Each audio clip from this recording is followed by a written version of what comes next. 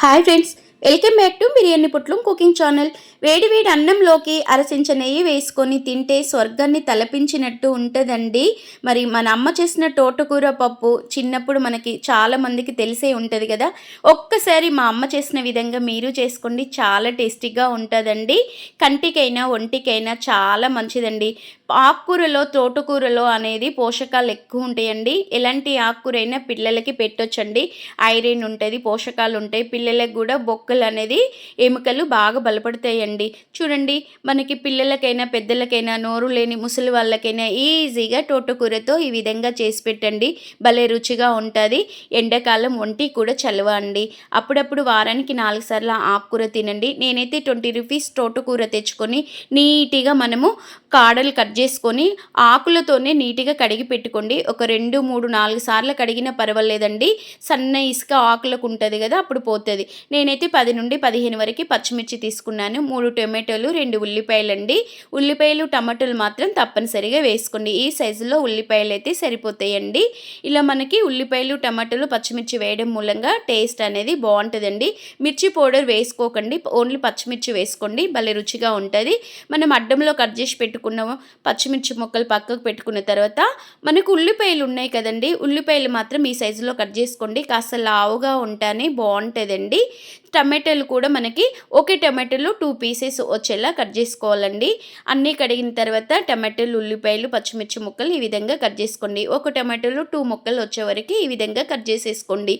ఇవి కూడా కట్ చేసి పక్కకు పెట్టుకున్న తర్వాత నేను చూడండి చిన్న కప్పుతో తీసుకున్నానండి. అది కందిపప్పు అండి. కందిపప్పు చిన్న కప్పుడే తీసుకోండి, మరీ ఎక్కువ వేసుకోకూడదు. శనగపప్పు 2 స్పూన్లండి. ఇది 2 స్పూన్ల శనగపప్పు మాత్రం తప్పనిసరిగా వేసుకోండి. మనకి తోటకూరలో శనగపప్పు, కందిపప్పు తక్కువ ఉంటేనే తోటకూర ఎక్కువ ఉండాలి. అప్పుడు రుచి ఎక్కువ ఉంటుంది, పోషకాలు ఎక్కువ ఉంటాయండి. చూడండి, మనము శనగపప్పు, కందిపప్పు కోస్త కలిపేలా ఇలా చేసుకోవాలండి. ఇలా చేతితో కలుపుకున్న తర్వాత నీట్గా ఒక 2 టైమ్స్ కడిగి పెట్టుకోవాలండి. ఇలా చూడండి, నేనైతే పప్పును ఈ విధంగా కడుగుతున్నాను. మీరు కావాలంటే ట్యాప్ కింద అయినా కడిగేసుకోవచ్చండి. చూడండి ఫ్రెండ్స్, మరి నీట్గా కడిగి పెట్టిన తోటకూరను వేసుకున్న తర్వాత కట్ చేసి పెట్టిన టొమాటో ముక్కలని, ఎర్రగడ్డలని, పచ్చిమిర్చి ముక్కలని ఈ విధంగా వేసేసుకోవాలండి. ఇలా నేనైతే వెల్లుల్లి రిబ్బలు ఒక 5 నుండి 6 వరకు పొట్టు తీసి వేసేసుకోవాలి. మనము వెల్లుల్లి రిబ్బలు వేసుకున్న తర్వాత సముద్రపు ఉప్పు వేసుకోండి. ఇది దొడ్డుప్పు అంటాడండి. ఈ దొడ్డుప్పుని మనం ఈ విధంగా వేసుకున్న తర్వాత చిటికెడంత పసుపు ఈ పప్పులోనే వేసేసుకోండి. తోటకూరలోనే తగినన్ని వాటర్ వేసుకోండి, ఎక్కువ వాటర్ వేయకూడదు. 2 నుండి 3 స్పూన్ల ఆయిల్ మాత్రం తప్పనిసరిగా వేసుకోండి. టేస్ట్ మాత్రం బాగుంటుంది, కమ్మగా ఉంటుంది, మెత్తగా ఉడుకుతుందండి. ఈ ఆయిల్ మాత్రం ఎవరైనా మర్చిపోకుండా వేసుకోండి ఫ్రెండ్స్. వేసుకున్న తర్వాత మనము 5 నుండి 6 విజిల్ వచ్చే వరకు పెట్టుకోవాలండి స్టవ్ వెలిగించుకొని. చూడండి, ఈ విధంగా 6 విజిల్స్ వచ్చినాక, 5 విజిల్స్ వచ్చినాక ఇంకా 2 విజిల్స్ ఎక్కువ పెట్టుకున్న పప్పు రుబ్బే పనే ఉండదండి. ఈజీగా నేను పప్పు గుత్తితోనైతే రుబ్బటం లేదు.